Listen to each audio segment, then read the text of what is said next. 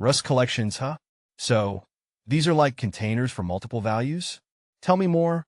Russ Jackson. Yeah, exactly. Think of them as smart boxes that hold different things. Unlike arrays, which have a fixed size, collections can grow and shrink. So, dynamically sized? Like a shopping cart that keeps growing as you add more items? Precisely. And this is crucial for many programs where you don't know the amount of data you'll need at compile time. Cool. So, what kinds of collections are there? We've got vectors, strings, which are essentially collections of characters, and hash maps, basically key value stores. Vectors, strings, and hash maps. Right. And what makes each one special? Vectors store items sequentially, like a list. Strings like, text. And hash maps let you quickly look up a value with a specific key, like finding a phone number in a phone book. Okay. So, vectors are ordered lists, strings are text. Hash maps are key value, almost like a dictionary. Got it. That's right. Each has its pros and cons for different tasks. How do vectors differ from, say, arrays?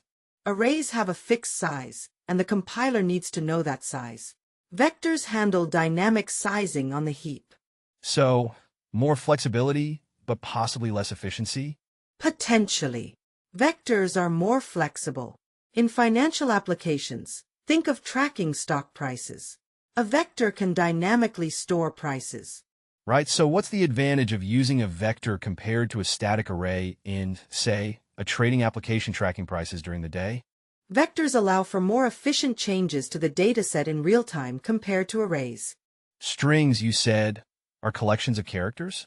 How are they special? Strings handle text, potentially with different encodings. And hash maps, are they like super-fast lookups? Why are they important? Absolutely. Perfect for situations where quick retrieval is needed, like finding a specific product by ID. Imagine a huge inventory database. Hash maps help access items blazingly fast. In finance, a database of accounts? Exactly. Looking up customer accounts by account number. Hash maps excel at that kind of lookup. So, choosing the right collection really matters? Absolutely. The speed, efficiency, and ease of use greatly impacts the program's performance. Choosing the wrong data structure can lead to slowdowns. Say a vector gets too full and you need more space? Rust automatically resizes it on the heap. So, no memory leaks? Normally not, but poor design can still lead to that. Thanks for the overview, Russ Jackson. This was super helpful. You're welcome, Matthew. Glad to help. Russ Jackson, welcome back to the show. Today we're diving into vectors in Rust. So, what exactly is a vector and why should we care? Hey, Matthew. Vectors are basically dynamic arrays. They let you store a bunch of things of the same type, all in one place in memory. Think of it like a shopping list, where you can add and remove items. So, you can have a list of prices? Exactly. You could hold all the prices of items in your online store in one neat package, or the lines in a file, even the steps of a financial transaction. How are they different from, say, a fixed-size array? Fixed arrays are just, fixed. You have to decide how many slots you need at the beginning. Vectors can grow and shrink as needed, so you avoid wasting memory or running out of space when your needs change. That's flexible. But what about types? Vectors only hold the same type. Why is that important? It enforces data integrity. If you're storing numbers, you only store numbers, no mix-ups with strings or other types. So, it's like a really well-organized filing cabinet, where everything has its place. Precisely. What about performance implications? Well, inserting or appending elements in the middle of the vector could involve some shifting of values if the allocation is not enough to accommodate new items. So, it can be slower for insertions? Yes, insertion isn't as instant as, say, accessing the third item in the list, which is super fast. Is there a trade-off to consider here? There is. For situations where speed is of the utmost importance and you know the size, a fixed-size array might be more suitable. Vectors are more flexible, and that's often what you want in most cases. Right. So, real-world financial applications. What are examples where vectors would be useful? For example, tracking daily stock prices for a portfolio. You can keep adding new daily prices without having to reallocate the storage. Even calculating trading signals based on a history of prices. What if you make a mistake and insert the wrong type? How does Rust handle that? The compiler catches that. It won't let you build the program, preventing the error from happening during runtime. This is a huge advantage from the perspective of security. Brilliant. Rust type system really helps with avoiding errors. Now, what about memory management?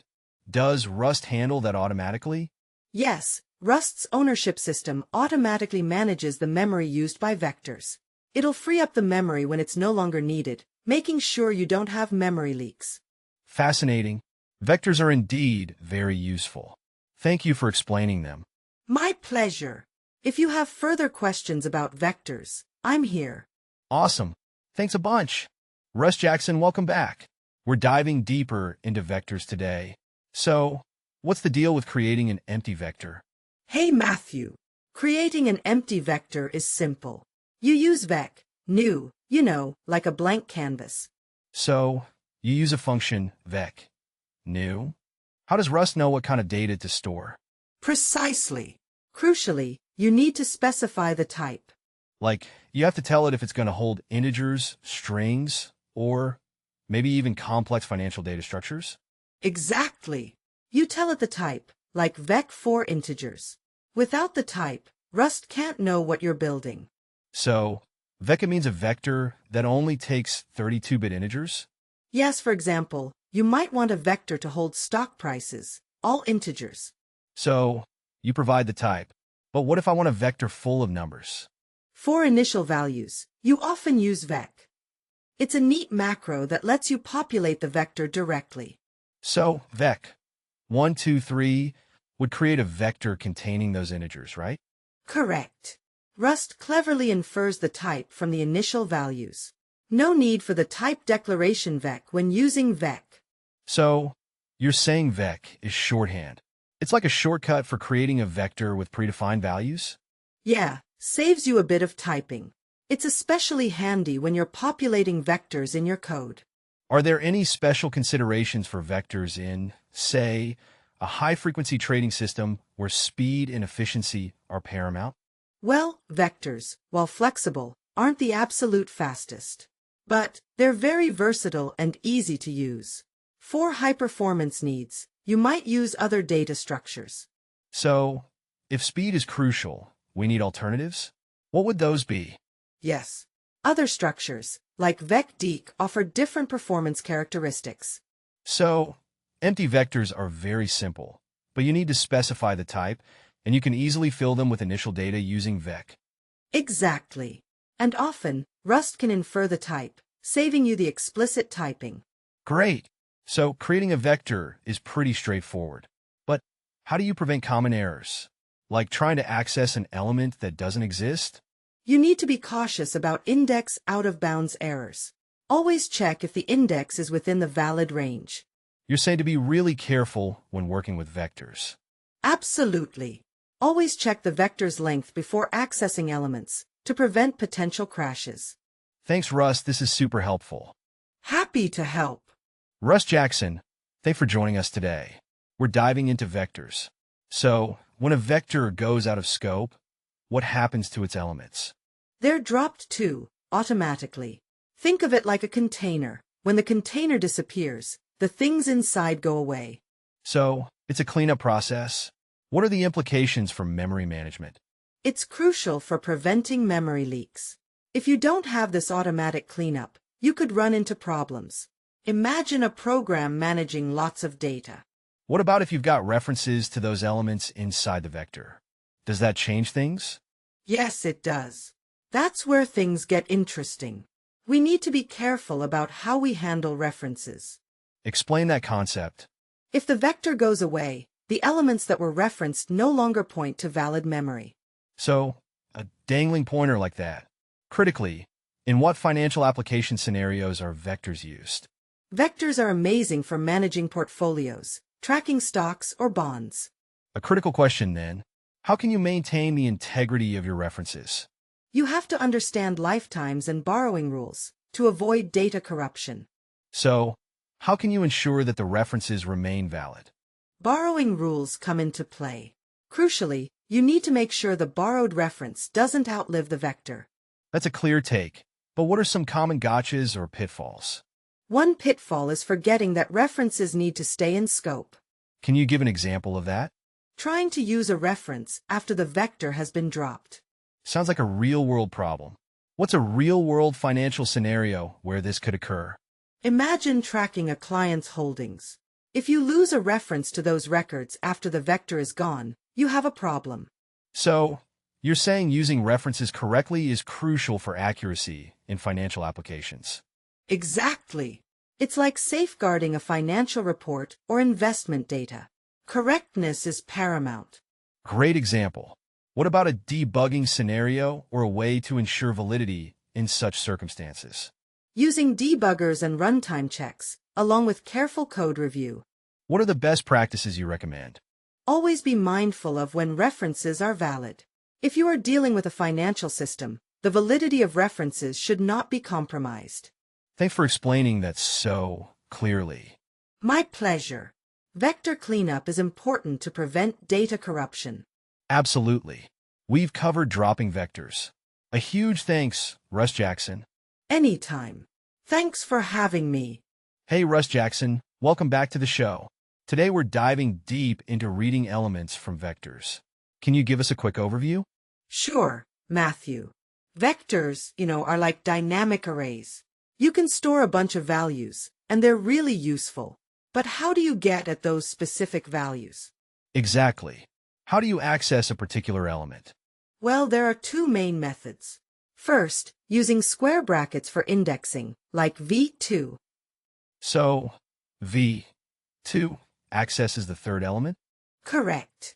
Remember, arrays in Rust, like vectors, start counting at 0. So, v0 is the first element. Got it. And what's the other method? The get method, using v.get2. It returns an option which tells you if the element exists at that index. Interesting. An option. That's a crucial concept for error handling. Absolutely. If the index is valid, it gives you a sum with a reference to the element. If it's out of bounds, it gives you none. So, why this extra step with option? To avoid crashes. Imagine trying to access an element that doesn't exist. Using square brackets will cause a panic. Get gracefully handles it, which is way more user-friendly. A great point. What's the financial implication of this, Russ Jackson? Well, imagine you're building a trading platform and get stock prices from an API. Using get avoids crashes if the API occasionally doesn't return data at a specific index. It's like catching an exception and handling it, instead of your whole app going down. This get method is kind of like an insurance policy. Precisely. It's a more robust way to deal with potential issues with the data you're working with. Okay, let's look at ownership and borrowing in vectors. Important here. If you have an immutable reference, and, to an element, you can't modify the vector. Why? What's the reason behind this limitation? It prevents accidentally changing something while keeping a reference to it. Imagine your vector as a house, and you give someone a key to a room. They can't easily decide to demolish the entire house. This is like an immutable contract, correct? Exactly. Rust enforces these rules to prevent data corruption. It's like a set of rules for accessing parts of a financial document. You can't change it if it's been locked. What happens when the program tries to access an index that doesn't exist using? It panics. This is the fastest method to discover errors when you know the index should definitely be in bounds. So, get is better for error handling and is better for quick error detection? Exactly. Choose the tool appropriate for your need. This sounds quite robust.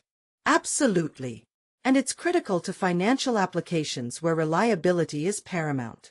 Great insights, Russ Jackson. Thanks for explaining this complex concept in simple terms. Thanks for having me, Matthew. It's always a pleasure to talk about Rust. All right, Russ Jackson, let's talk vectors. We've established that they're great for storing data. But how do we actually work with each piece of information? Exactly.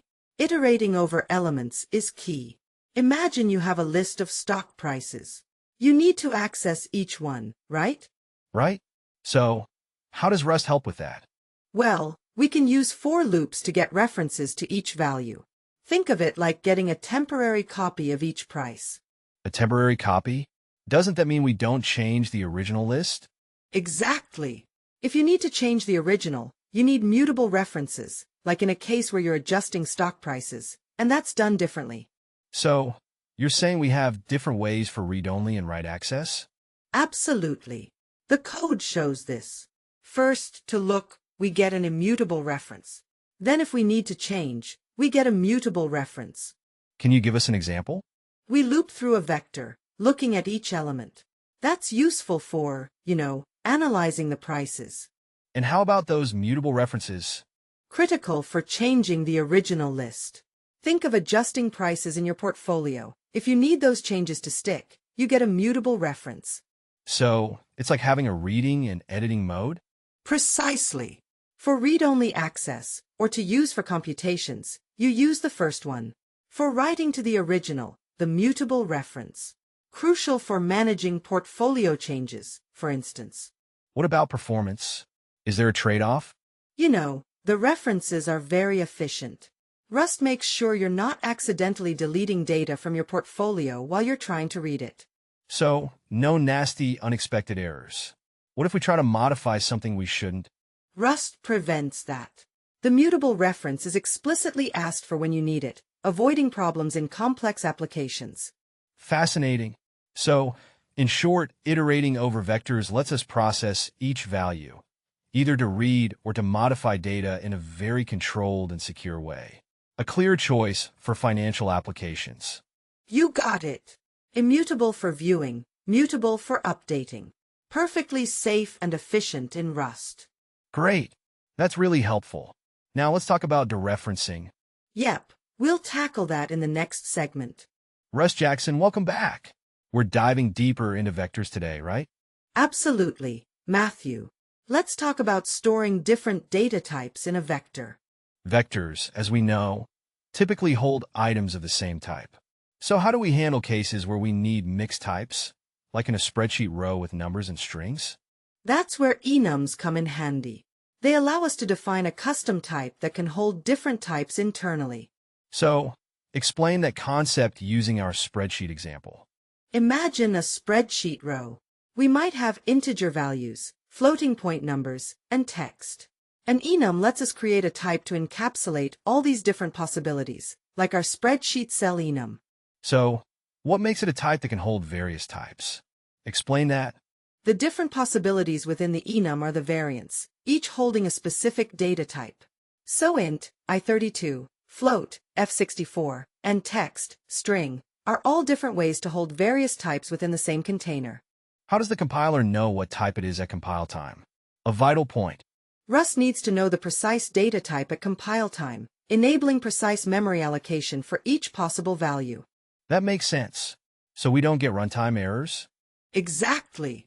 Using an enum is a way to ensure type safety at compile time, preventing unexpected runtime issues. You explicitly define the possible types, which makes things very clear, very quickly. So, how does it work in practice? Show an example using spreadsheet cell, if possible. We'd have a vector of spreadsheet cell values, each holding a specific variant. Crucially, each variant has a specific data type, e.g. the I32 for the integer variant, that Rust handles in memory efficiently. So it's not just about storage, it's about compile time safety as well. Absolutely. The compiler is aware of the possibilities, and the compiler can guarantee the integrity and correctness of the data types. Interesting. But what if the runtime requires a type that wasn't defined in the enum? Then we'd need to use a different approach, like trait objects, which we'll explore later. Got it. So enums are a powerful tool for storing data of different types in a type-safe way, especially important for spreadsheet-like data. Exactly, and it's all about compile time safety. A crucial concept for maintainable and reliable code, especially in financial applications. Indeed. It enforces type safety at compile time, avoiding many potential errors later on. Great insight. So the key takeaway is that enums let us have both flexibility and safety when handling different data types in our vectors. That's a summary of it. It's about writing code that's both functional and secure. Thanks for the clear explanation, Russ Jackson. We'll see you next time. Okay, Russ Jackson, let's dive into strings. They're tricky, right? Why are strings so complicated in Rust? Yeah, they are. It's a combination of things. Rust, being a systems language, wants to prevent errors like buffer overflows. Strings, fundamentally, are more complex than just a sequence of characters. And then there's UTF-8. It's not just ASCII, it's a more sophisticated way of representing text that needs careful handling. Okay, so UTF-8 is a problem for string handling? Absolutely. It's a key difference between Rust and some other languages. We have to think about the actual bytes representing a character. That's not always a one-to-one mapping. So, how are strings stored, fundamentally? As a collection of bytes. But, critically, Rust provides methods to interpret those bytes as text, to give you a string-like experience. So you're saying strings in Rust aren't just characters, but bytes that can represent characters? Exactly. It's a collection of bytes, essentially. And the way the bytes are arranged is vital. Why is indexing tricky? Because a single character might take multiple bytes in UTF-8. So, if you try to index directly, you could get part of a character or worse, corrupt data. Yikes. So, how do we avoid these problems? We use the methods designed for safe string manipulation. So, how do these methods help? They understand the UTF-8 encoding, handling characters correctly. So, operations like creating, updating, and reading strings in Rust still need care? Absolutely, but those operations are designed to be safe and predictable. It's a balance. You have the power to get at the bytes directly, but you have to do it responsibly. That's a powerful point. A lot to wrap your head around, right? It's a trade-off, you know? Safety over raw speed, but still giving you the flexibility you need for more advanced tasks. And what about real-world applications? Financial modeling? You could use strings to represent stock tickers, financial instruments, or even user data. String manipulation is foundational. Okay, so a miscalculation could cause a major financial risk? Absolutely, in any application where data integrity is crucial. So, how does the programmer know when UTF-8 encoding matters? Anytime you're dealing with textual data from users, from files, or even from external APIs. What about handling errors, though? Rust's error handling encourages you to proactively think about potential issues, ensuring data correctness is built into the system. That sounds like a good approach to me. It makes for more robust, reliable software. It's worth the upfront effort to avoid problems down the road. How can we ensure that strings are handled safely? Using Rust's built-in string methods. They are designed to work within the UTF-8 system. Good to know. Any common misunderstandings? People sometimes try to index strings directly, like they would in C, causing issues with UTF-8. So, the emphasis is on safe handling of bytes that comprise a string. Correct. It's about understanding that a character isn't always a single byte. Interesting. Thanks for clarifying. Russ Jackson, welcome back. Today we're diving deep into Rust strings. What exactly is a string in Rust? Great question, Matthew. In Rust, there's one core string type, the string slice, and str. Think of it like a reference to an existing string data, often UTF-8 encoded. String literals in your code are examples of these string slices. So it's not like a typical string you might use in, say, Python? Exactly. The string type is separate, owned, mutable, and growable. That means you have the string data itself, and it can change in size as needed. This string is managed by Rust's memory system. Own, mutable, growable? Why these distinctions? Well, ownership and mutability are core Rust concepts. Ownership ensures only one part of your program is responsible for managing the string's data, preventing data races. Mutability lets you change the string content. Growability is essential because you might need to add or remove text in dynamic situations. So, where does UTF-8 come in? Is it like an encoding standard? Absolutely. Both string and str are UTF-8 encoded. This ensures consistent string handling, regardless of the characters used. a very important consideration in handling text in a global context. This sounds crucial for financial applications, like parsing transaction data from various sources. Yes. You wouldn't want errors from inconsistent text formatting. UTF-8 ensures reliable parsing, crucial for avoiding errors in financial calculations and data aggregation. What about other string types in Rust? Rust standard library has OSString, OSSTR, CString, and CSTR. Think of them as specialized string types. They might handle different encodings or memory representations specific to the operating system or C-style programming, So, if I need a very specific string type, is this the go-to place to find them? You bet. Each of these choices handles specific requirements and cases. Use the standard library's OSString when interacting with your operating system's file paths, for example. Okay, but what if a particular library I'm using provides its own string type? That's perfectly fine. Rust's flexibility means you can mix and match different string types as needed. The standard library types are crucial building blocks, but third-party libraries can offer specialized string solutions. Interesting. So how might this relate to, let's say, calculating currency conversion rates? Well, the currency symbols might be represented in different formats across the various data sources, and a string-based approach can handle this diversity seamlessly. Using the appropriate string type prevents errors caused by unexpected encodings or special characters. Got it. So, the choice of string type is crucial for robust and correct code, especially in financial applications. What are common pitfalls to watch out for? Oops. One common pitfall is forgetting to use the correct string type. Mixing and str and string can lead to unexpected behavior, or even panics. Understanding ownership and lifetime rules is crucial, like understanding the different ways data gets stored, when data can be changed, and who is responsible for managing data.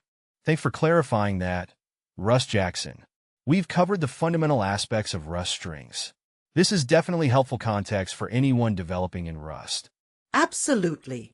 It's a crucial part of reliable Rust programming. Russ Jackson, you were talking about strings in Rust. So, they're mutable, right? Like, you can change them? Yeah, just like a vector, you can add to them. Pretty cool, huh? So, how does that work in practice? Can you give me a real-world example? Like in finance, maybe? Sure. Imagine you're building a system to track stock prices. You start with the ticker symbol, like Apple. But then you need to add the current price, and maybe some extra details. A string can hold all that info, and you can update it easily. You could start with Apple 170.50, and then later update it to Apple 171.25 as the price changes. That makes sense. So, you're saying you can append data to a string? Like, add more to the end? Exactly. Or replace parts. Just like a spreadsheet, you can modify the cells. It's not just about adding, it's about updating. Okay, and what about combining strings? How does that work? Using that plus sign. You can concatenate strings. It's pretty straightforward. Like if you have the stock price of and Apple is, you can easily put them together to make one long string. So, it's basically like combining sentences? Yep, just like in regular programming languages. Plus sign makes things super easy to put together. But, is there a limit to how long a string can get? And what happens if it gets too big? No set size limit, it grows as needed. But, like any data structure in computer science, there's always a memory limit. If it gets really big, you'd want to be mindful of memory consumption. In the finance world, if you're storing millions of historical stock prices, performance matters. That makes perfect sense. So, if something went wrong, say a memory issue from a really large string, what would be the consequences? Well, the program might crash or become really slow. In finance, this could lead to delays in processing transactions or inaccurate pricing. That's kind of crucial. You're also mentioning format. Macro? What's that?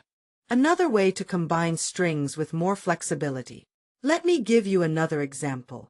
Imagine displaying a stock's details. Format allows you to customize the output string easily. For example, you could create a string like, Apple is currently at $175, with a volume of 15,000. Wow, that's useful. You can embed values. Right, it's like a template engine. You're inserting variables into the string dynamically. And it's very common in data analysis and financial applications. So, you're saying it's more powerful than just a simple plus? Yes, more flexible and adaptable. Think of it as a more advanced way to format output. It's really helpful for presenting data in reports or making user interfaces more presentable. That's super interesting. What are potential downsides of using the format? Macro? Can be more complex if you have very intricate formatting requirements. You need to plan your format string carefully to avoid errors or unexpected results. Performance can also become an issue if misused. So, it's a trade-off between power and complexity. Definitely. Understanding the implications is key to writing efficient and reliable code. In finance, this can mean the difference between a smooth-running system and potential errors. Got it. Thanks, Russ Jackson. That was great. You're welcome. Always happy to talk about Rust. Russ Jackson, welcome back to the show. Today, we're diving into strings in Rust. Can you lay out the basics of appending to strings? Sure, Matthew. Appending strings in Rust is really elegant and safe. You use methods like push_str to add slices of strings. So, push_str. What's the crucial point about how it works? It doesn't take ownership of the string slice you're appending. You can keep using the original string. That's key. Why is that important in the context of, say, financial data manipulation? Imagine you're building a report. You have a string for the account number. Push_str lets you add details like the balance, without losing the original account number. Got it. So, push_str is great for adding extra data. What about adding a single character? For single characters, use the push method. It's super efficient for adding individual letters or symbols. Excellent. How does this push differ from the previous case with push_str? The key difference lies in the type of input. Push takes a single character. Push_str takes a whole string slice. Okay, so we have different methods for different situations, adding a character or a full string. How do you see that impacting performance, especially in high-frequency applications? Using the correct method is crucial for efficiency. Push is optimized for single characters. Push_str is optimized for entire strings. That makes sense. How can I avoid common pitfalls using those methods in your experience? A common mistake is trying to use push_str for a single character, or push for a slice. You'll get compiler errors in that case. Great point. Are there any circumstances where one method might be preferred over the other? You'd use push_str if you have a full string, or slice, ready for appending. Push for a single character you want to append. You bring up a great point. Suppose there's an error scenario where the data you're appending is somehow invalid, potentially corrupting the string. What happens in that case? Rust's type system will prevent invalid input from being appended in that way. The compiler will catch it at compile time. You won't get unexpected results, crashes, or data corruption. That's incredibly important, especially when dealing with financial data. The error handling is excellent. Precisely.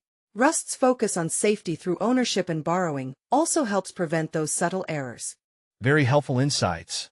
Thank you for explaining appending strings in Rust. My pleasure, Matthew. Russ Jackson, thanks for joining us today. We're diving into string manipulation in Rust. Why can't we just index into a string like in other languages? That's a great question, Matthew. In other languages, strings are often treated as a contiguous block of memory, like an array. You can just jump to a specific position. So, a fixed size? Exactly. But Rust strings are different. They're designed to be more flexible. Flexible? Yeah, they can grow or shrink. That's a big design difference. And it has to do with memory safety. Memory safety? How does that tie into indexing? Well, imagine if you could index into a string that could change size. You could potentially end up with a pointer to a part of memory that no longer exists. So, what happens in Rust if we try to access something out of bounds? Rust's compiler catches this, and that's a huge plus. You get a compile time error. No crashes. That's pretty smart. Absolutely. The benefit to memory safety outweighs the added complexity. So, How do we work with individual characters in a Rust string if we can't index? You can use methods like chars to iterate through the characters, or bytes if you need the byte representation. It's a different paradigm, but it's very safe. So, chars gives us each character, and bytes gives us each byte? Exactly. Chars is perfect if you want to work with individual characters, letters, numbers, punctuation. Bytes is good for working with raw bytes. Real-world example? Parsing a CSV file? You might want chars to identify fields separated by commas. Bytes for finding specific byte patterns. Think of financial data. So, let's say I need to access the first character of a crypto ticker symbol. How would I do that? You'd use .chars, .next to get an option. Check if it's there, and then you can safely get the first character. What if we want to access part of a long financial statement? You wouldn't use indexing. Use substring methods, slice, those kinds of methods. Strings are designed to be iterable. So, in essence, Rust is encouraging a different approach to strings? It's safer, more robust, and ultimately leads to better code, even though it's different than what you're used to. How would we use this for, say, financial reporting? You can split long strings into smaller, manageable components, iterate through them safely. You do this in a lot of financial systems. Okay. Thanks for the explanation, Russ Jackson. That's really useful. Russ Jackson, thanks for joining us. We're diving deep into how Rust handles strings. Let's start with this idea of a string being a wrapper around a vec. Can you unpack that for us? Sure, Matthew. Imagine a string as a container. Underneath, it's actually using a vector of bytes, vec. That vector stores the raw byte representations of the characters. So, the string hola is just 4 bytes? Exactly. In UTF-8, each of those letters is 1 byte. But look at this. 3 apascdiite. It seems like it should be 12 bytes, right? Right. 12 characters. But Rust sees it as 24. Whoa, why is that? Because some of those Unicode characters, like the Cyrillic Z, not the number 3, take up multiple bytes when encoded in UTF-8. So, it's not a simple one-to-one correspondence between characters and bytes. This is a big deal when it comes to indexing. How so? If you try to access a character by its byte index, you might not get the expected result. The byte index might not align with a complete Unicode character. That's what leads to problems in code like, and hello, 0. So, trying to grab the first character by its byte index returns the first byte? Exactly. And that byte might not be a meaningful character on its own. This is a problem then, because if you want the first letter, it doesn't give you the letter, but a byte? Correct. Rust avoids this problem. It prevents the code from compiling. It's a crucial safety measure in Rust. This way problems with unexpected behavior are caught early, saving you from nasty bugs that may not appear during testing. So, if we wanted to get the first character of 3 apascdiite, we need a different approach? Yes, Matthew. Rust's designers made the decision to prioritize correctness and avoid potential issues. You would need to use functions designed to specifically handle Unicode characters and correctly account for varying character lengths. That makes sense. Avoiding these potential crashes makes Rust a more reliable language. Exactly. It forces you to think about character encoding correctly and leads to more robust code. Thanks for the clear explanation, Russ Jackson. This is incredibly helpful. You're welcome. Rust is designed for reliability, and avoiding issues like these helps you develop better applications in the long run. Hopefully, this is clear and useful. Absolutely. Now, what about practical applications in finance? Well, in financial data handling, ensuring correct character encoding becomes crucial. For example, handling currency symbols or data from different locales. Incorrect handling could lead to miscalculations and errors in the system. So, Rust's approach here is actually a very good safety measure. Russ Jackson, thanks for joining us today. Let's talk about string slicing in Rust. It seems tricky. Yeah, it's a bit nuanced. String indexing, in general, is something you have to be careful with. Why? What's the catch? Well, strings aren't just a sequence of characters. They can be made up of multiple bytes to represent a character, depending on the encoding. So, like emojis? Exactly. A single emoji might be multiple bytes. If you try to index into a string using a single number, you might get a byte, a character, or even a grapheme cluster. It's ambiguous. Rust forces you to be clear. How? You have to use ranges instead of single indices if you need a slice of bytes. Like, how do we create a slice? Using square brackets with a range. Show me an example. Like an hello, 0, 4. This grabs a slice of the first 4 bytes from the string hello. So, if a character takes up more than 1 byte, this could cause problems? Absolutely. If you use an hello, 0, 1, and that first character uses 2 bytes, you'll get an error. Rust panics because it's not a valid character boundary. Wow, that's important. So, what are the practical implications in financial applications? Well, imagine you're parsing transaction IDs. If you don't use proper ranges, you could potentially get the wrong bytes and have corrupted data. So, how do you avoid that kind of problem? You carefully slice the string using ranges to get the exact sequence of bytes you need. Okay, I see. A clear example. Always specify the byte range. So, remember to specify the correct byte range when slicing a string in Rust. That's right. And it's all about clarity and safety. You need that clarity. So, is there a simple rule of thumb? Use ranges when getting a string slice. It's safer and more explicit. Thanks, Russ Jackson. That was very helpful.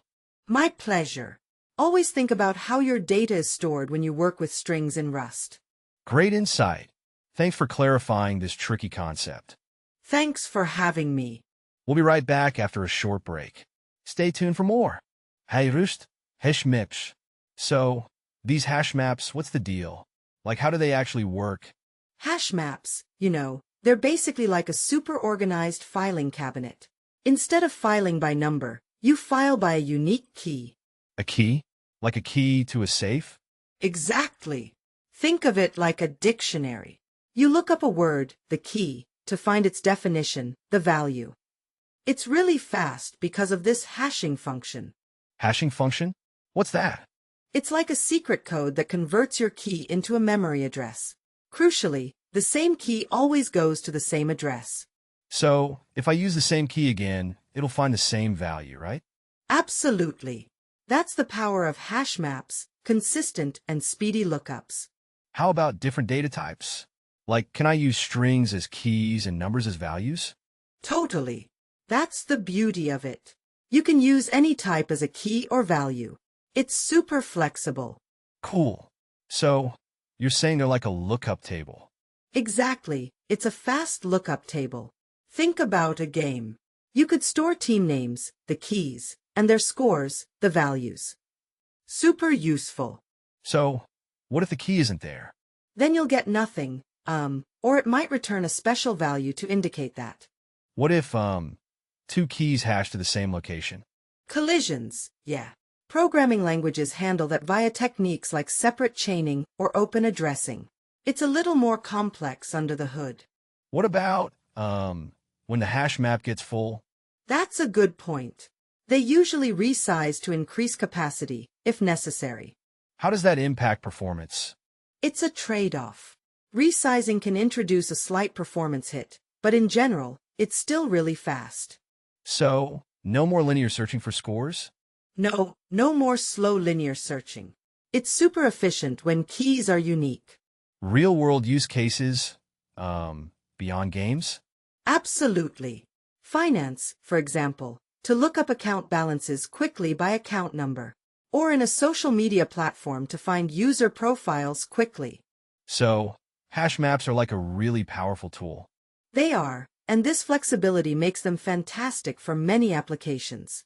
Okay, that's a great overview. Thanks, Rust. Hey, Russ Jackson, welcome back to the show. Today we're diving deep into hash maps in Rust. So, what are hash maps and why are they useful? Hey, Matthew. Hash maps, are like super organized dictionaries.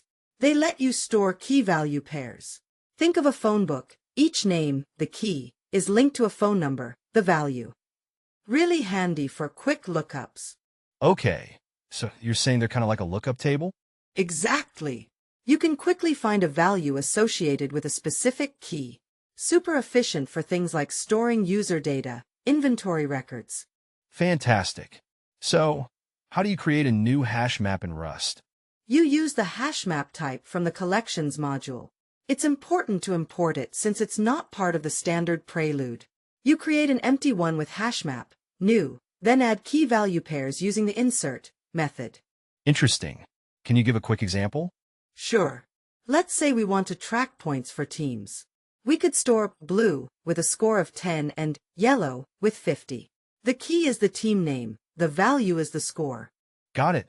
So you can create a hash map directly by initializing it with key value pairs using the insert function? Right. And there's another cool way, using collect and zip. How does that work? If you already have your keys and values in separate vectors, zip pairs them up, and collect turns the zipped pairs into a hash map. So, it's like efficiently combining data from different lists. So, are there any downsides to using hash maps? Are there any limitations or trade-offs that come with using them? Well, hash maps aren't the best for ordered data. If you need the data in a particular order, you'll need to add extra steps. Also, lookups aren't always instant. The performance hinges on the hash function used, but generally it's very quick.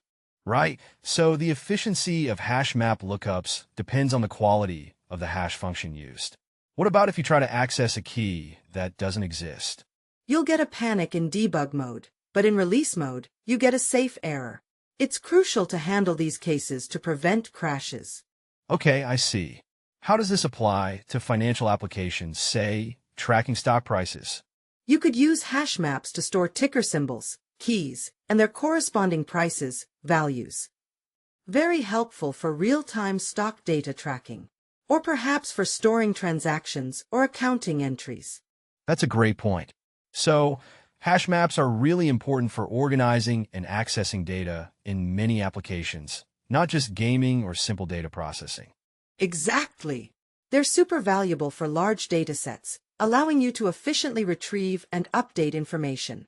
Russ Jackson, thanks for shedding light on hash maps. This has been invaluable. My pleasure. See you next time.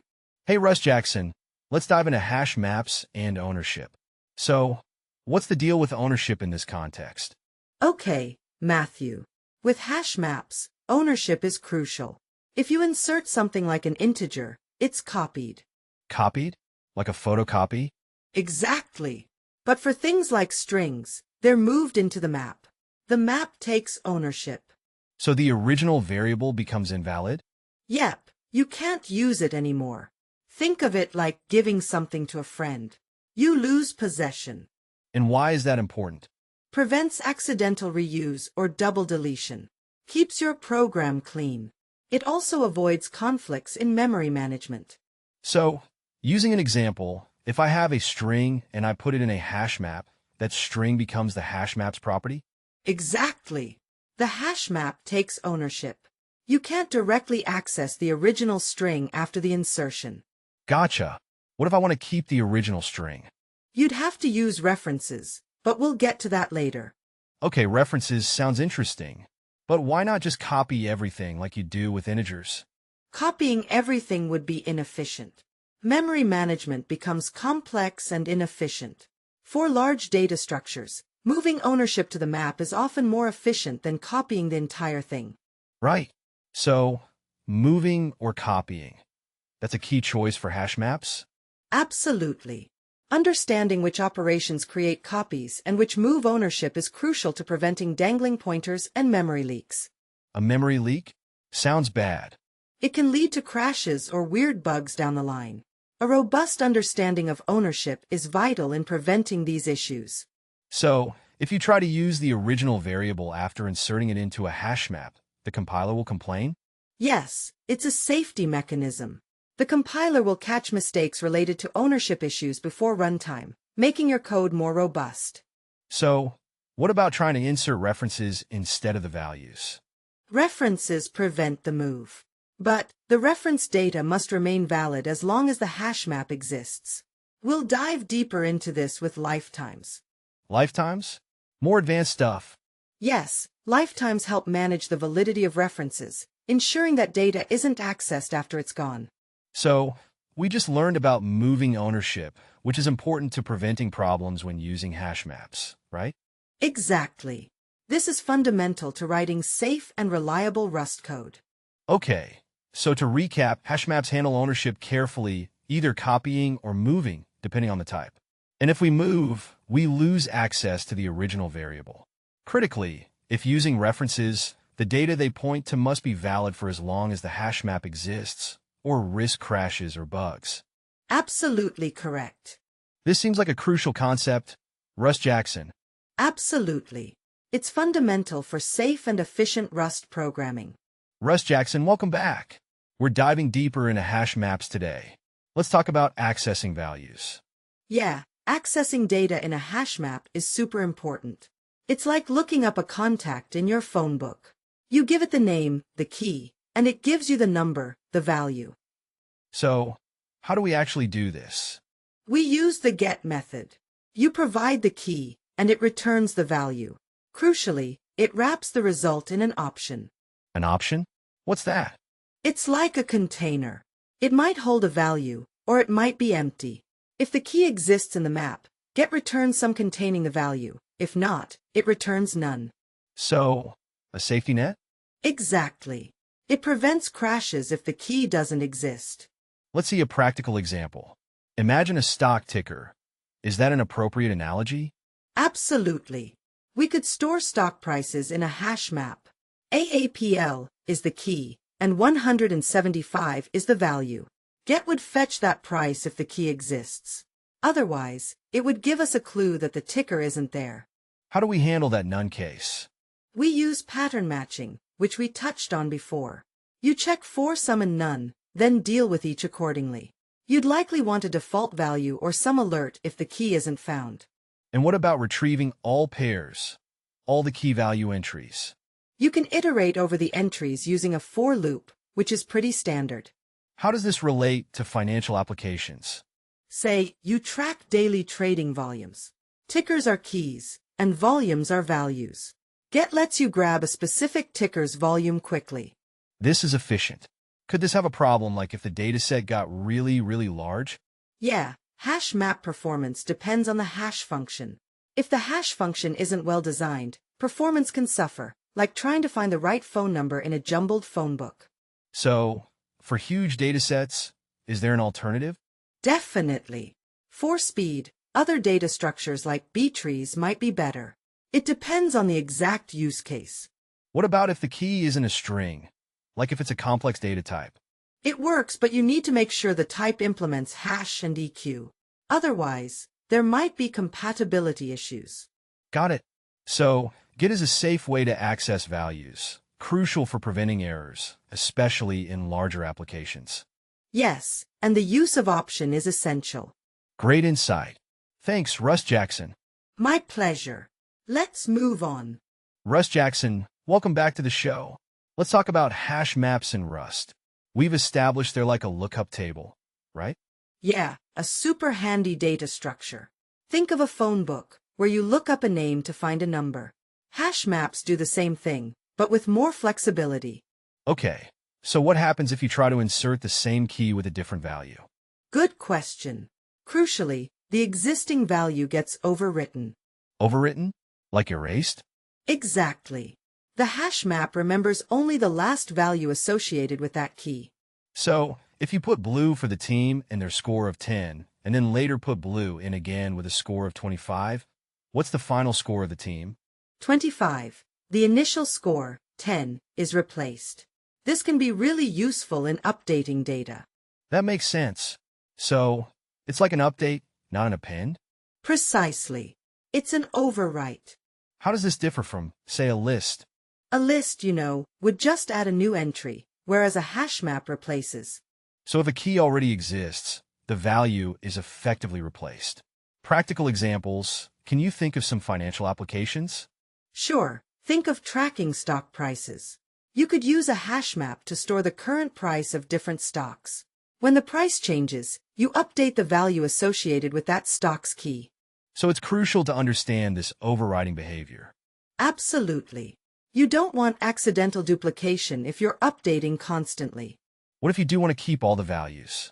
Then you would use a different data structure, something that would allow you to accumulate the values. Okay, makes sense. So a hash map is great for updating information quickly, but it's critical to remember the override behavior. Are there any common misconceptions about this? Well, some people might assume it's like a list and expect new entries to be appended, which isn't the case. That's a good point.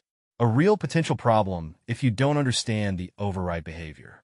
A common mistake is in the case of using hash maps where you want to track multiple instances of the same key. So if the same team appeared multiple times, you'd only get the last one? Precisely. You'd have to consider another data structure in that scenario. Great explanation, Russ Jackson. This has been very helpful. Thanks for having me. Thanks for joining us today. Russ Jackson, welcome back. We've been talking about data structures. Today we're diving into vectors, strings, and hash maps. Crucial, right? Absolutely. These are foundational tools for storing and manipulating data in programs. Okay, so vectors, strings, and hash maps. Can you paint a picture of when you'd use each one in a financial application? Sure. Vectors are great for ordered lists of things. Imagine tracking stock prices over time. A vector would perfectly store those sequential values. Got it. How about strings? Strings are essential for textual data. Think about storing customer names, transaction descriptions, or even financial reports as strings. And hash maps? That's a powerful one. Hash maps, or dictionaries, are awesome for fast lookups. You could use them to link stock tickers to their corresponding company names, allowing fast access to information. So, for a financial program, they're all interconnected. You'd need vectors to track changing values, strings to describe actions, and hash maps for quick lookups. Exactly. It's about organizing the data in a way that makes it efficient and accessible. Now, let's talk about these exercises. Finding mean, median, and mode from a list of integers. How does a vector help with that? A vector holds those integers, and with some simple functions you can easily calculate the mean. To get the median, you sort the vector. What about the mode? A hash map sounds perfect. You'd use the hash map to count the occurrences of each number. The most frequent number is your mode. Pig Latin conversion. How does that interact with strings? You manipulate the string using indexing to get the first consonant and move it to the end. It's string manipulation in action. The employee department example. Vectors and hash maps together. How would you implement that? Vectors hold employee names. Hash maps link names to departments. Sorting alphabetically becomes easy. So, all this is built around organizing data. Crucial in finance, especially for speed and efficiency. Very much so. And it's directly applicable for lots of financial data processing tasks. Thanks for clarifying. Now, this is a good lead-in to talking about error handling. Absolutely. Crucial as programs get more complex. Perfect. Let's discuss error handling next. Sounds good. Great, Russ Jackson. Thanks again for joining us. My pleasure.